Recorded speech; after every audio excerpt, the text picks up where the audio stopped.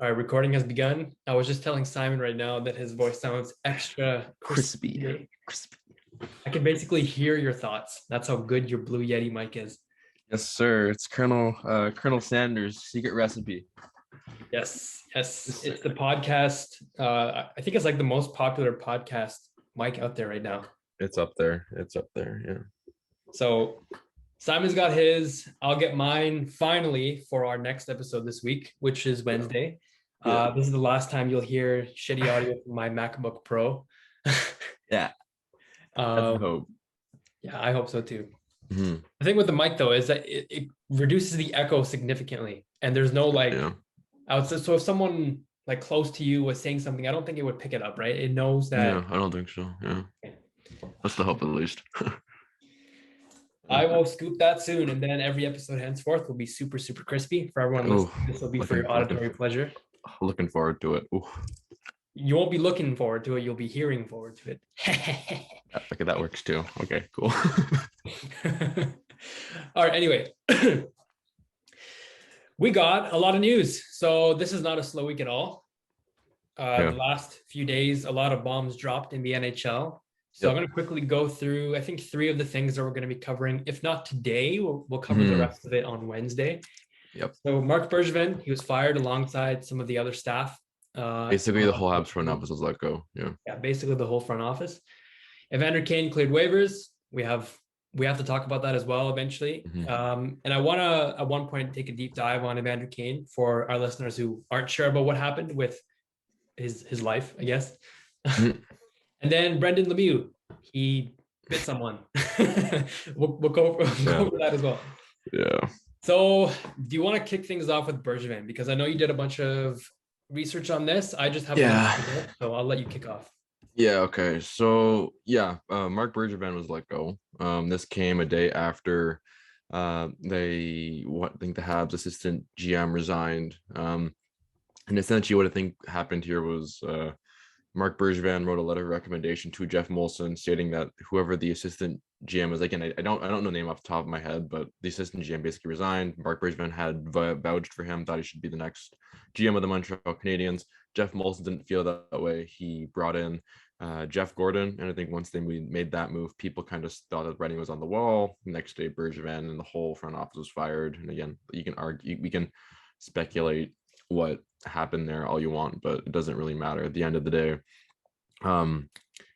the Habs front office is basically completely restarting, or it feels like they're about to. And I think this would be a really good opportunity to kind of look back and actually try to try to evaluate Marc Bergevin's legacy here, because I went back and actually looked at like most of the acquisitions that this man made, mostly tradings and off-season trades as well as draft picks, because I think that's a pretty good way to determine how good you are at doing your job. So I went back to the I went back a very long time. So he started with the Montreal Canadiens in May of 2012. And I took a look at every draft pick he made during every notable draft pick that's played in the NHL since 2012. And this should not take very long because it's actually not that long of a list. 2012, Alex Galchenyuk was drafted first round, 3rd overall. Charles Hudon, 5th round, 102nd overall. That's 2012. Michael McCarron was drafted in the first round, 25th overall. Jacob Delarose was a 2nd round pick, 31st overall. Arturi Lehkonen, 3rd round pick, 86th overall. Pretty good depth draft pick there, 3rd round pick. Nikita Sherbak, first round pick, 26th overall. Ben Lernout, 3rd round pick, 73rd overall. Jay Gevins, 7th round, 207th overall. Again, nice depth pick there. Noel Juleson, 1st round, 26th overall, no longer with the organization. Mikhail Sergachev, 1st round, 9th overall. Victor Mete, 4th round, 100 overall. So again, Victor Mete, another pretty solid depth draft pick there. Ryan Paling, 1st round, 25th overall. Cale Fleury, 3rd round, 87th overall. Sorry, go ahead. I was going to say Sergachev was a great pickup as well. Yep, agreed. No disagreements there. Cale Fleury, 3rd round, 87th overall. Caden Primo, 7th round, 199th overall. That's a pretty good pickup. Goalie. He looks like he could turn into something. Jesperi Kotkaniemi, 1st round pick, 3rd overall. Alex Romanov, second round pick, 38th overall. Cole Caulfield was a first round pick, and Caden Gooley was their 2020 first round pick. So again, a lot of names there. The main thing I want to point out here is there's a lot of players here that just didn't play in the NHL all that often. Galchenyuk has, but he's no longer with the organization. Hudon didn't play significant time. And there's really only like 1, 2, 3, 4, 5 players that they've drafted since 2012 who have played in the NHL for the Montreal Canadiens. And even then, like, I have Ryan Poehling as one of those players, and he has not played significant games with the Montreal Canadiens. Neither has Cole Caulfield. So you're basically looking at Romanov, Caden Primo, and Arturi Lehkonen. 3 guys. And then I guess Galchenyuk. So Galchenyuk, like, he's traded. And then I guess Michael McCarron, and Jacob Delarose. Jacob Delarose played pretty significant games with the Canadiens as well. My main point is here that there's not a lot of drafting success there, right? And you go, and again, and I also went back to, like, as far as I possibly could in terms of the trade that he's made since he took over. And I'm going to read some trades for you, and I want to see if you notice a trend, because I noticed a trend myself. So the 2014 trade deadline, he went out and got Thomas Vanek, Mike Weaver, Dale Weiss, and he basically traded away Rafael Diaz, 2015 fifth round picks, and Sebastian Kohlberg, who was a prospect at the time, but not a very good prospect apparently, because he didn't even play significant games for the Islanders, and a 2014 second round pick. Yeah, like, I thought that was a really good trade. He got some really nice depth pieces there. Thomas Vanek was a really nice trade there, and it's funny. They made a trade with Anaheim, where the Canadiens gave up Louis LeBlanc, who was once a fan favorite Franco-Canadian player, and the Ducks gave up a conditional 5th round pick, which they didn't end up giving up anyways because LeBlanc didn't play in 15 games with Anaheim. And do you know who they used with that draft pick? Who? Troy Terry. Wow. Yeah. So yeah, I doubt Montreal would have taken Troy Terry, but it's kind of funny how I feel like for the last couple episodes we've been talking all about Troy Terry, and he's in this. Anyways, 2015 trade deadline, Jeff Petrie for a 2nd round pick and a 4th round pick. Again, those draft picks didn't really turn into anything, I don't think. I think one might have turned into Caleb Jones, who's now in the Blackhawks. But anyways, 2016. I believe this is a 2016 trade deadline. If it wasn't the trade deadline, it was like before the trade deadline. But it was they acquired Philip Deneau, a 2nd round pick, which ended up becoming Alex Romanov, for Thomas Fleischmann and Dale Weiss. The 2016 draft and offseason, they basically traded Lars Eller for Andrew Shaw. They traded PK Subban for Shea Weber. The 2017 offseason, they swapped Mikhail Sergachev for Jonathan Drouin. 2020, they acquired Jake Allen for a 2023 and 7th. They acquired Joe Edmondson for a 5th round pick and acquired Josh Anderson for Max Domi. They acquired Josh Anderson for Max Domi and a 3rd. In that 2021 trade deadline, they got Eric Stahl for a 3rd and a 5th. And in the 2021 offseason, they traded a 1st round pick and a 2nd round pick for Christian Dvorak, which in the 1st round pick is dependent on which one between theirs and Carolina's is higher. Did you notice any trends there? Because I did. I wanted to see if you pick up the same trend as I do. I have a particular trend that I've picked up. And I kind of wanted to save this for the end of the discussion. So can you go first? Okay. Yeah. So the main trend I noticed here is he was very, very good in the beginning of his tenure at picking up pieces to surround the talent that he already had. So the Thomas Vaneks of the world wasn't a star at the time. He was a very good complementary piece, one of the top trade deadline pieces. That one of the top trade targets for the trade deadline, for trade frenzy, whatever people call it. We're calling it back then. Mike Weaver, nice depth defenseman. Dale Weiss, a nice depth winger. Jeff Petrie was a very good defensive ad at the deadline. You can say that might have been his best trade, like, with the Canadiens. And, like, other than that, like, you look at the other moves he's made, and it's kind of it's surprising he lasted this long. Like, you look at Shea Weber for PK Subban. Shea Weber is currently retired. PK Subban's still playing.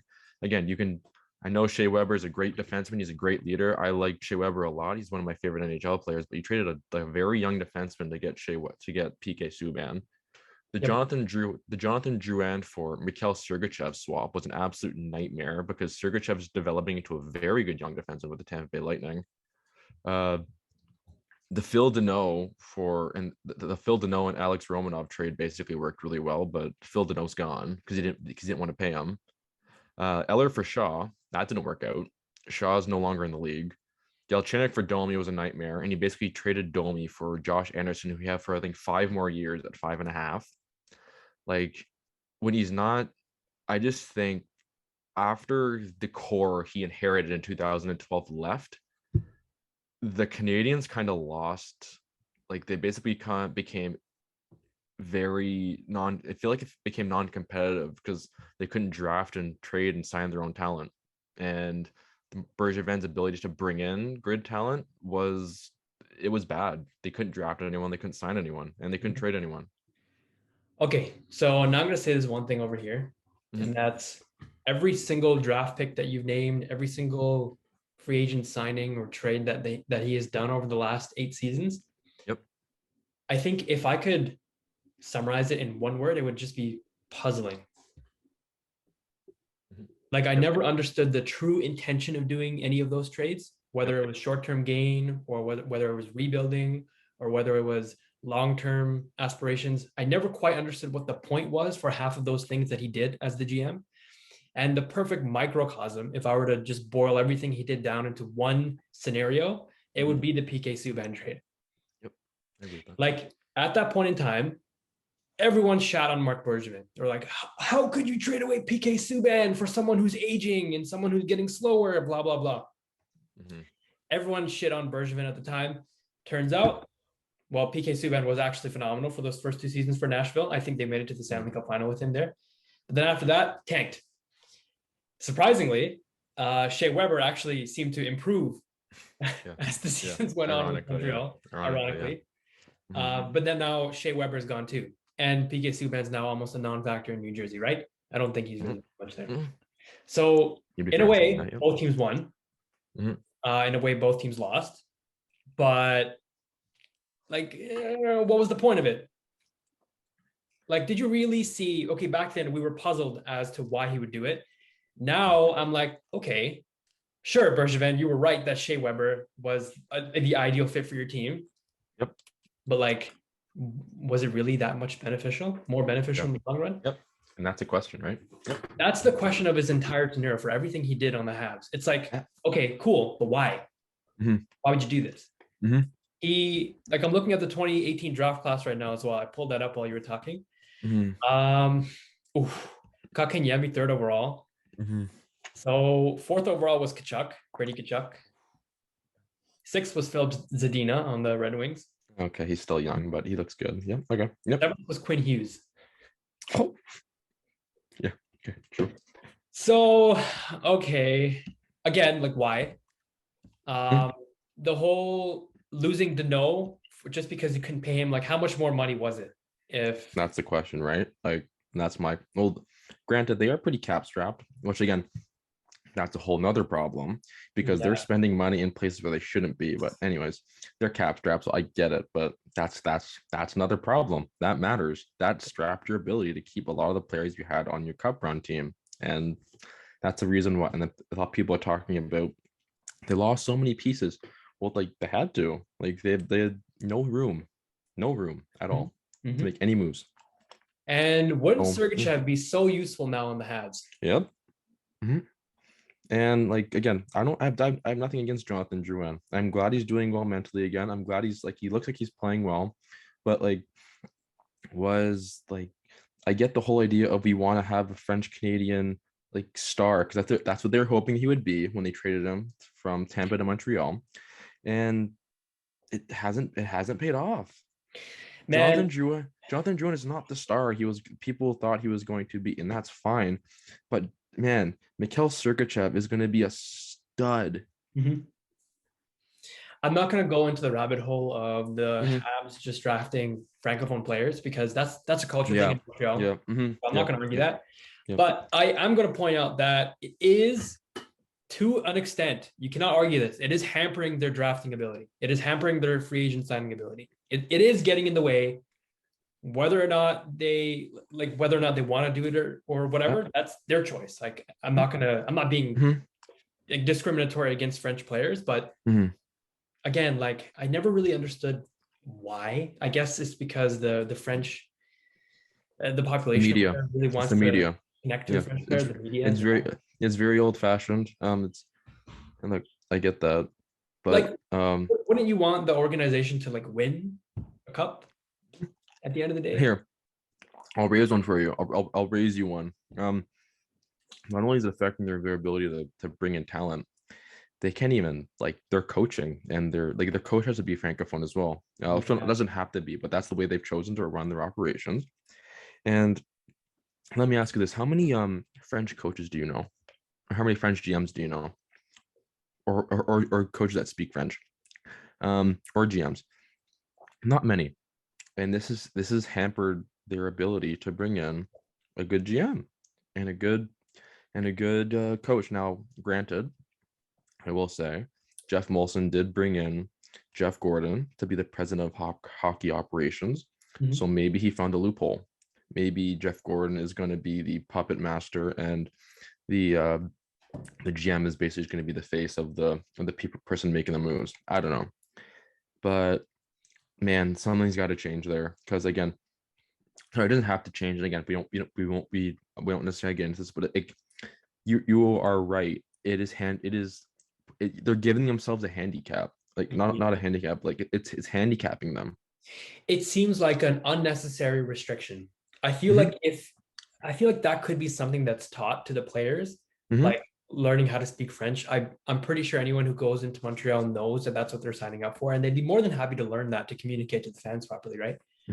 I feel like being a French fan doesn't have to be that important. I don't know.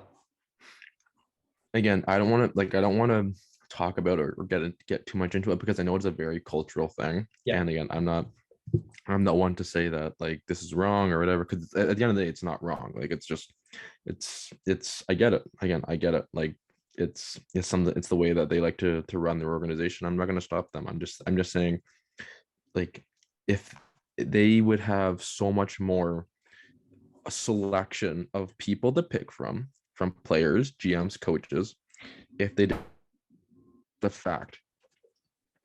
Your audio cut out briefly there. Oh, sorry. So I basically said, look, I'm not going to sit here and say that I'm not going to pick apart the organization for operating like that. But factually, this is a fact. If they do not have a French-speaking criteria for their GM, their coaches, and their players, they would have more people to choose from. That is a fact. And I think if they didn't have that, I think they would be a better hockey team. But again, I get why they do it. I get it. I have this pinned tweet from Acting the Foolaman. Great follow. Go ahead. So he tweeted yesterday that Marc Bergevin may not have won a cup as GM of the Habs, but did the team show progress under him? Well, no. But did the team's long-term outlook improve under his guidance? Also, no. But did he at least conduct himself with the highest standards of integrity? No. Actually, he didn't. So, like, considering everything that he's done, everything the Habs have gone through over the last 8-9 seasons, it's so puzzling to me, like, how he made it this far as the GM. Because it's always like, I never understood what the direction was around the Habs. And don't tell me that in the COVID bubble season or the season after, where they went to the cup final, that's what they were trying to do. No way. Yeah. Like, they squeaked into the COVID bubble. They were supposed to be bad that year. They were 24th overall, weren't they? They were 28th or 27th. So they're like second last behind Chicago. And they snuck in as the last seed in the playoffs last season and then made it to the cup final. No one expected that. Yeah. Like, again, I don't disagree with that. I never understood what they were ever since Bergevin was their GM. I don't know what they were trying to do other than the 2014 season. I'll give them that credit. They were a really good team. They went to the Eastern Conference Final against the Rangers, I think. Yep, that was the year that Carey Price got hurt. Yep. Oh, Chris Kreider. It's just, I don't know. Again, I think this is the best thing the Habs could have done. One thing I wanted to bring up though was the timing seems a bit odd to me. Because right now it seems like they don't have anyone in the front office. Yeah.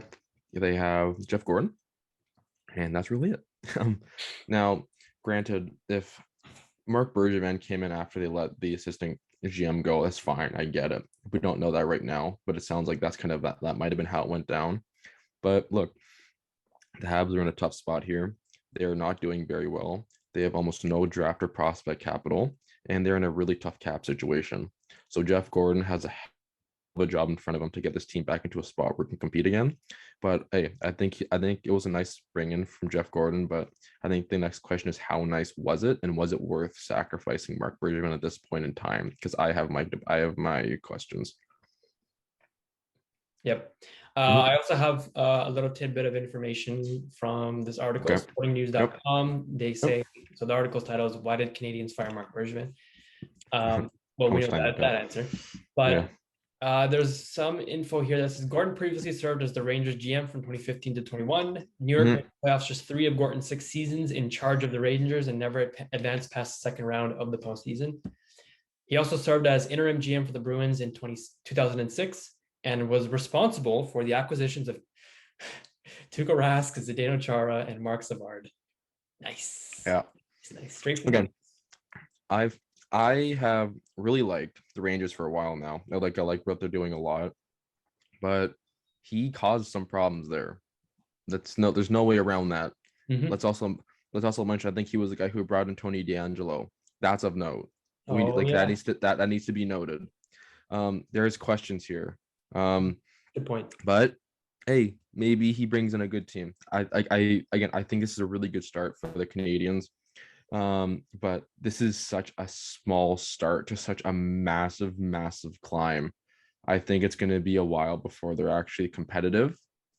But hey, I could be wrong. I've been wrong before, but like their drafting and developing has been atrocious. They've gotten fleeced on a lot of different trades that they've made over the last couple of years. And yeah, that's kind of where they're at. So again, I think it's a fresh start and it's much needed at this point. Yeah, Molson had a statement. He said, "The time has come for a leadership change within our hockey operations department that will bring a new vision and should allow our fans and partners to continue cheering for a championship team. I doubt there will be a championship team anytime soon, Mr. Molson. However, Okay, yeah, I thought he said that. I was like, oh my god, okay, that's rude. Yeah, but yeah, I don't disagree at all. Hey, I give him credit for firing him, but I think this should have been done a very long time ago. And I think if they did, they'd be in a way better position. That's all. I think it should have been done as soon as Marc Bergevin drafted Logan Mailloux. Like the second after he did that, fire him right there. Yep, I agree with that. No disagreements here. Unless Jeff Molson knew about that draft pick as well, in which case that's even worse. Right. Yep. I Jeff Molson. No debates here. No debates here for that. Anyway, Molson also waited for Bergevin to recover from COVID-19 this month before dropping the bomb. So cool. Fair. Anyway, I think Bergevin has bad rep right now across the league. I think he's done. I think he's done in the league personally. Yeah, never will become again. Maybe not necessarily because he doesn't want an opportunity. I just don't. Sorry, not because I don't think he can get a job. I think he doesn't want to continue, or I could see him not wanting to continue. Like has a cup, has his money, got the GM, the French Canadian hockey team to almost to a championship, and like the way it went out was rough, but I also don't know how many people are going to want to touch him. Yeah, and you know what? I'm gonna bring back the Chicago Blackhawks thing here. There's still something sus about Bergevin's involvement there.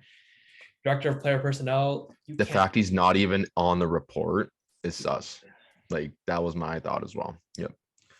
So yeah, I agree with you there. I think he'll have a tough time going back in, but at the same time, in his shoes, I think serving as the GM of the Habs for like 8-9 seasons now is probably very, very taxing. So it is. Like very, very competitive, very intense market. That's how that's a fact. It's might be more crazy than Toronto, but hey, he's gone. I'm gonna let him enjoy his time away. kind of. I still don't really like the guy, but like I'm gonna let him be because it's not really in my place to be saying stuff like that. But hey, good for the Canadians and onwards and upwards, hopefully for them. But I'm not optimistic. Me neither. Yeah. I don't have anything else to talk about the Habs. Do you? I don't. So let's move on.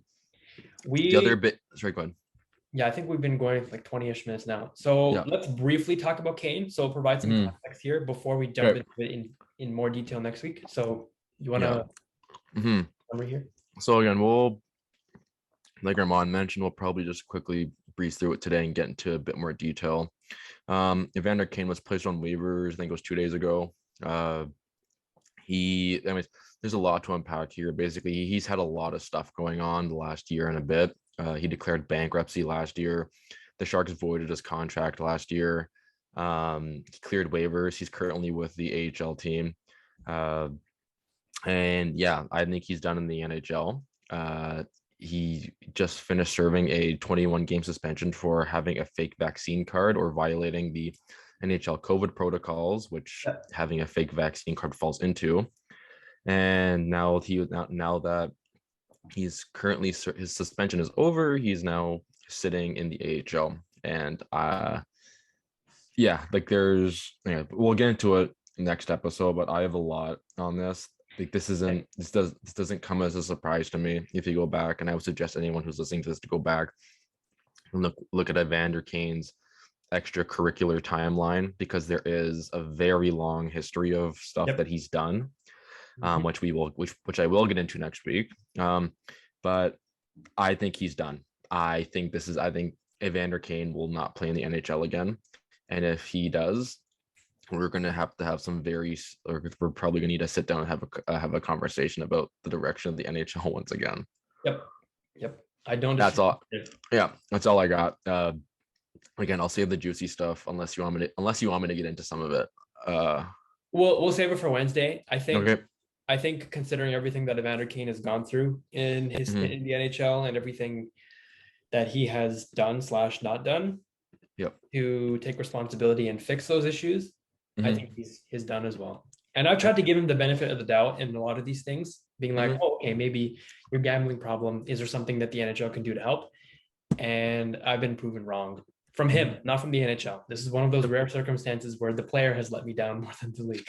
Yep, that's fair. I don't disagree with that at all. Okay, so I'm going to quickly rotate to Brendan Lemieux because my question of the day is around this. Yeah. Last night's game. 2 nights ago. Two nights ago's game between the Senators and the Kings. He bit Brady Tkachuk. Twice. Yeah, there's video footage of this on both hands. He drew blood, and that's as simple as I can put it. He was later ejected from the game. He was given a 5-minute major as well, and so I guess justice was served on the ice. Jonathan Quick, after the game, said I have my own opinion about what happened or did not happen last night, and what I can tell you is that any comments that were made about Pep, so Brendan Lemieux, were garbage. Yep. We all support him, and I'd rather have him on my team over that kid any day of the week. Holy shit. I don't know what people expected him to say. Like, he wasn't going to sit there and be like, I don't like Brendan Lemieux. So, but then he also threw Brady Tkachuk under the bus for like no reason. Okay. Yeah, fine. but again, like that's his teammate. Like, he's not going to sit there and be like, you're wrong. Like, I see where you're coming from, and I get it. It's just hockey media is run a very particular way. This isn't the NBA. This isn't the NFL. This is they're run a very particular way, and I'm not surprised that Jonathan Quick took that stance. This reminds me eerily of the situation on the Boston Bruins when Brad Marchand just licked players. Yeah. Well, Alex Burrows supposedly bit, I think it was Patrice Bergeron in 2011. Yep. So that was also a thing. I remember that. Like, look, this is like, it's bad. He shouldn't have done it. Yep. I think he should get a massive suspension for it, especially considering, again, like, this shouldn't impact it considering what the conduct is, but like, we're in a global pandemic still. That's not okay. Yeah, that is a good. That's actually not okay. You have players who are, again, rightly or wrongly, you have players who aren't vaccinated, and when stuff like this happens, they could get like very sick. Mm-hmm. But like, yeah. Anyways, like, there's so many things wrong with this. Like, just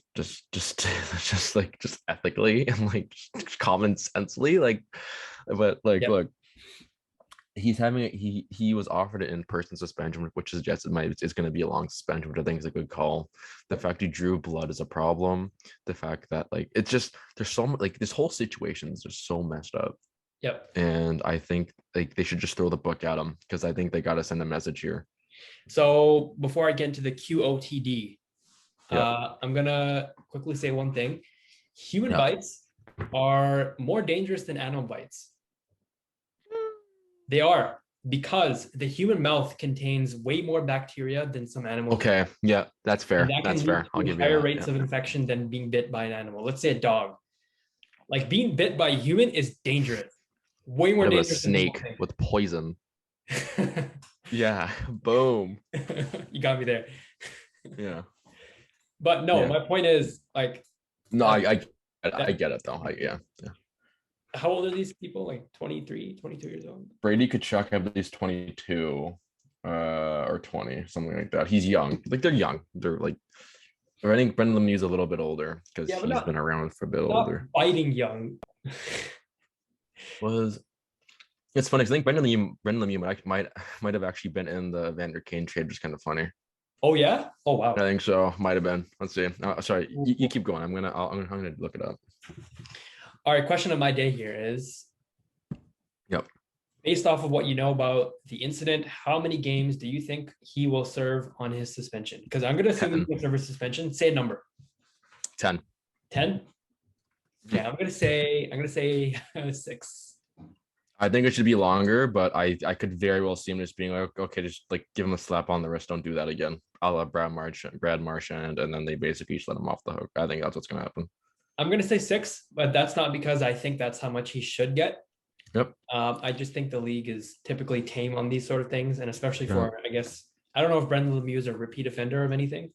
I don't think he is. I'll check right now. I'm actually on his I'm on his Wikipedia page right now. Yeah, so if you probably do a Control F suspended on the Wikipedia page, you might be able to find something. Yeah. But yeah, I doubt he will get anything. Honestly, 6 is my limit, my upper limit for my guess. I think he'll probably get something like 2 or 3 at most, just based on the NHL's history regarding these things. Oh my god. At the same time, Nazem Kadri will also be a 20-game suspension from Brendan Lemieux's biting of Brady Tkachuk. He was suspended once for a hit. Sorry, I think twice actually. Yeah, so he was suspended once for an illegal check to the head of Vincent Trocheck, and he was suspended once for an illegal check of Jonas Donskoy when he played for the Colorado Avalanche, and he served a 2-game suspension during the bubble. Okay. So I believe that qualifies as repeat offender in the eyes of the NHL. So it's in their court now. Okay, I'm gonna stay by 6, but I think league-wise, anywhere between 4 and 6 is probably what they're gonna do. You missed my joke though about Nazem Kadri. Sorry, what? Yeah, like was it something along the lines of Nazem Kadri did this? He'd be like sedated by the NHL or something like that, like put down. No, yeah. I was saying like he's gonna serve his 20 game suspension now. Literally, that's the like. Anyways, I don't like I don't want to get into this today. Like seriously, like he deserves so much better. Although he does keep putting himself in that situation. But he does. Don't get me wrong, but there's just so much inconsistency with the NHL. That's all. That's all I'm saying. Okay, so that's all I had to talk about today. I'm going to quickly run through some tweets that I didn't get to last time that we recorded before we end this. Go for it. I have this saved tweet from David Alter. This is from last week, November 24th. Andre Kasha asked if he's ever been asked by anyone to tone down his kamikaze like Genius. Yeah, that's so funny. And then he says, "My mom." Yeah, God bless Andre Kasha. I love him. All right. And then more Kasha on being told not to be so aggressive. Sometimes I take a bad hit or I block a shot. So my mom is squeamish every time. My dad gives me advice, but he was a coach. But nobody likes coaches, or anyone told me not to. Yeah. Funny guy. I love Andre. I know, me too. You gotta love him. Braden Point expected to miss 4 to 6 weeks with an upper body injury. That was Yeah, last that's not week. good. However, the Lightning, so I was going to say the Lightning Bolts, the Lightning, they're still chugging along. I still think they'll be a contender. Like 3-peat, baby. Mm. Could totally be Hey, a team that does it. I don't disagree. Yep. And then another thing, Islanders games postponed at least through November 30th because of COVID protocol, which is super, super unfortunate. They just went on like a 12-game road trip and then they came home 3 games in, and now they're all postponed until through November 30th. So super unfortunate. They suck anyways. It doesn't even matter. I mean, you never want to see anyone go through COVID. No. Sorry, that's not what I meant. I agree with that statement. I just meant like. I was like, whoa. No. Sorry. That was a very poor choice of words from my part. I just think this also might kind of suit. Not.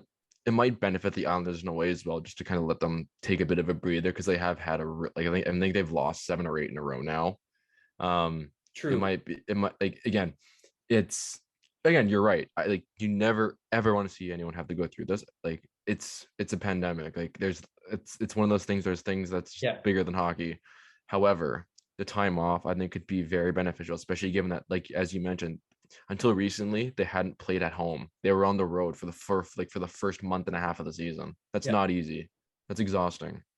Do you remember why they were? I never looked into why. It's because they had a new arena and it wasn't ready yet.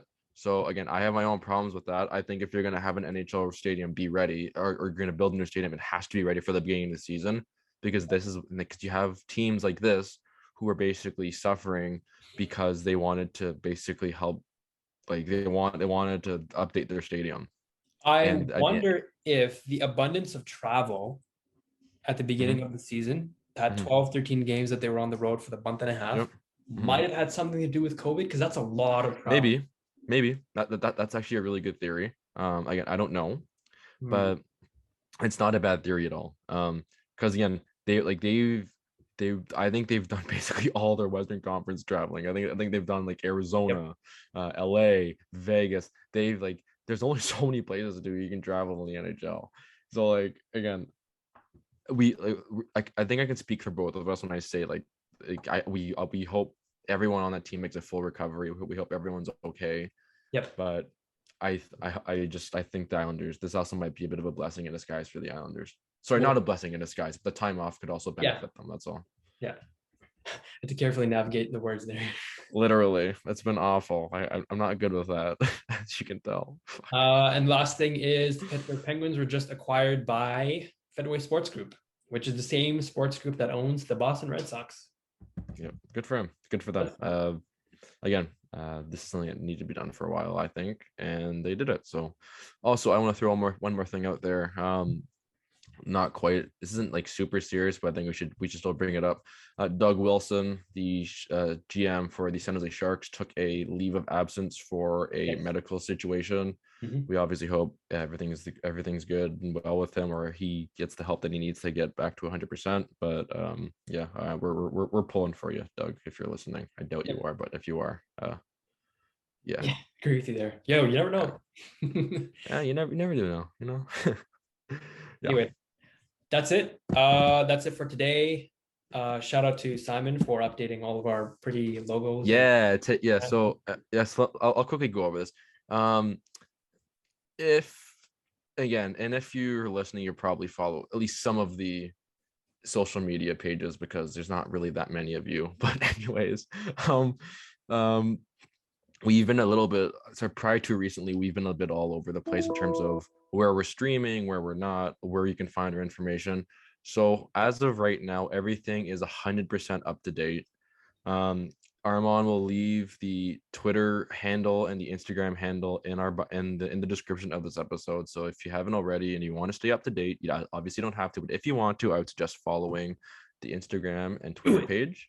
Do it right now. But also in the bio of those accounts, there will be a link tree, which is all the links for where you can find our stuff, our Twitter, our Instagram, our Google podcast page, our Spotify, and our iTunes. We're working on getting our YouTube page up to date. We have been slacking on that a bit. That's also partially my fault, but that's okay. I haven't uploaded anything either, so that's on me too. Anyway, it doesn't really matter. We're still working out the kinks. Me and Armand have been very busy. Hopefully, in the next little bit, things open up as we get a bit closer to winter break. But yeah, if you're looking to stay more up to date and stay in the loop with our podcast, that's the best way to do it. So, Yes, sir.